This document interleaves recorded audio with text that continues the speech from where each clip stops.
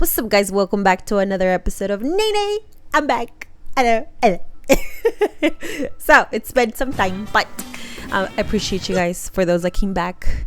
So for the past 2 weeks, I started talking about more lessons, but 10 different lessons that I learned in MMA that school didn't teach me. The third lesson is that there are no shortcuts. This is like a slap in the face, right?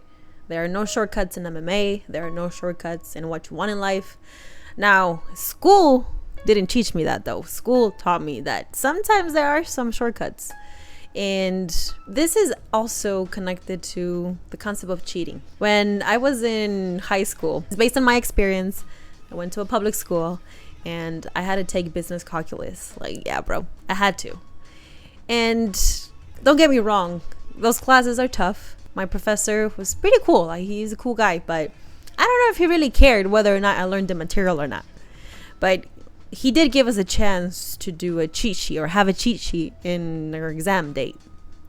And he's like, you can basically get a little cheat sheet, put your calculations, whatever.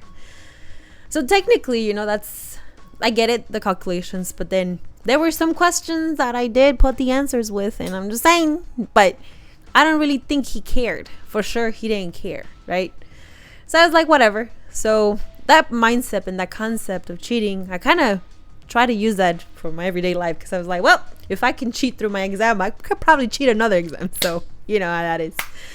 And most importantly, it was because I didn't really care. I don't even know if I'm going to use it anytime soon or anymore in my life. So I was like, fuck it, right? I don't care.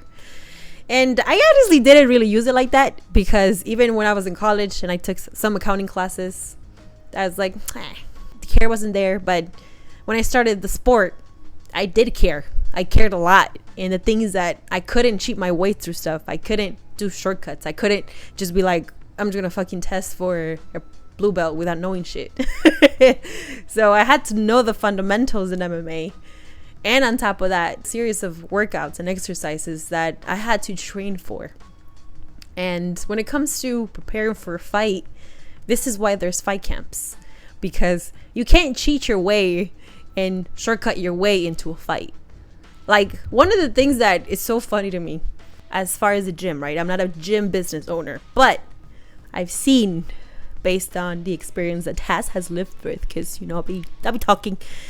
And there are people that literally ask in the gym that they want to come in and, like, let's say they've only had like a few months into training MMA or jiu-jitsu, and they want to fight. And so I get it.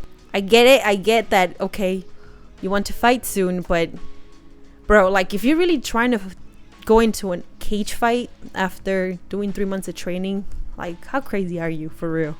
Like, you're not only training with a trained fighter, someone that actually put in the time and effort into learning MMA and being a freaking killer machine. And now on top of that, you're trying to put yourself in that cage against that person that is a trained fighter. It's not in the streets, bro. These are not the streets. But it's just funny that it does happen that whenever students want to come in for the first time and try an MMA for the first time, sometimes they ask that they want to fight so soon. And I'm just like, I'm like, first off, learn the fundamentals, learn the basics. If you can't even know a simple jab, cross, takedown, Kimura, then what makes you think you're ready to go into the cage? But that concept itself, I had to understand, like, hey, there are no shortcuts in life. And it's a hard pill to swallow, because a lot of things in our life may seem like, oh shit, maybe I can cheat my way through stuff. Maybe I can do a loophole on things. Now, some people do get away with loopholes, but when it comes to MMA, really, bro, like, there's no loopholes into earning your black belt. Like, you either gotta take the time to learn the sport, be a martial artist, and do the work.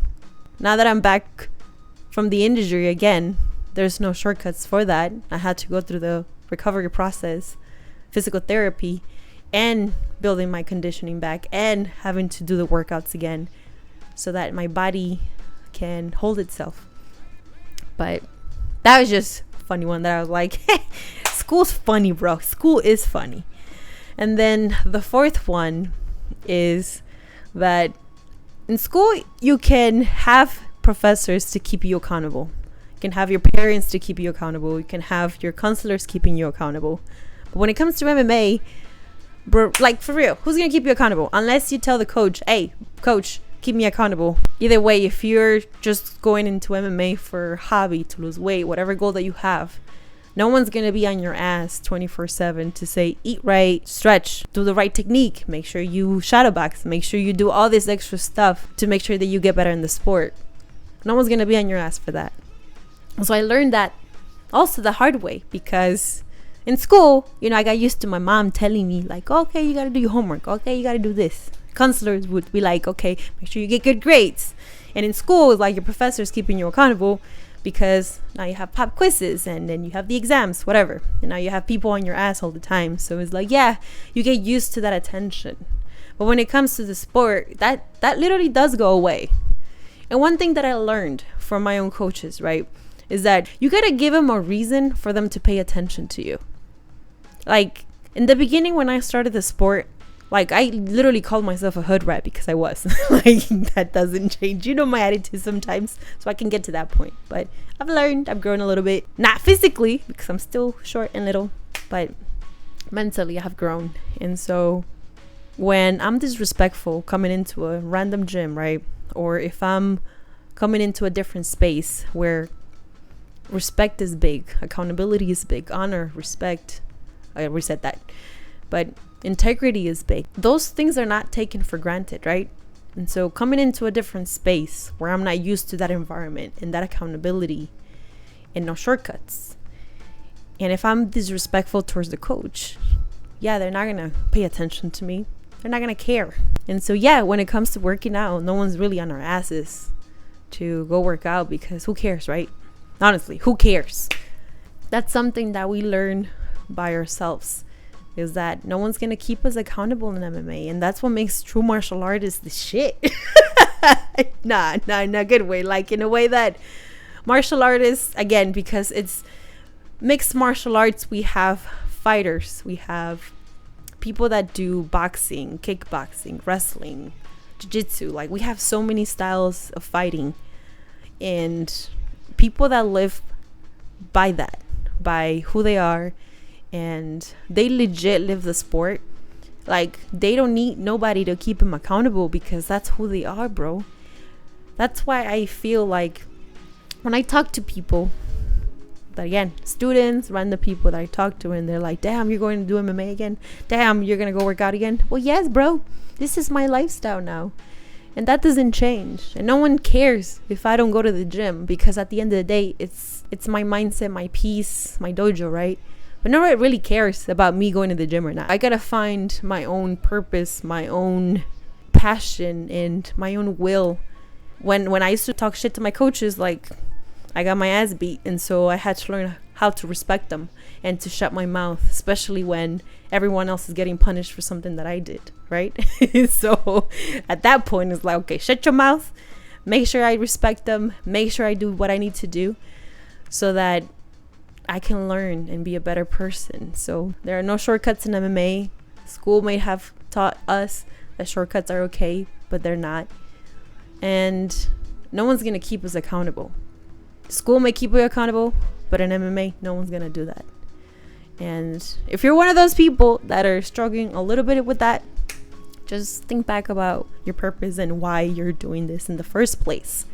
Again, I show these concepts with MMA, but this is literally applied to my life. Nowadays, I do my own work outside of MMA. I have put some time to film, to do the social media, and no one's on my ass telling me to do it. No one cares, bro.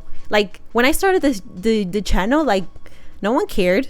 Now it's 3,000 subscribers, but some of you come back, some of you don't, and that's okay, because I'm not doing it because I feel like it. I do it because of discipline, and this is how we build that discipline and do things right for me, for my future. But yeah, let me know how you feel. Let me know what sparks your mind. I want to know your thought process. But if anything, follow me on any other social media platform.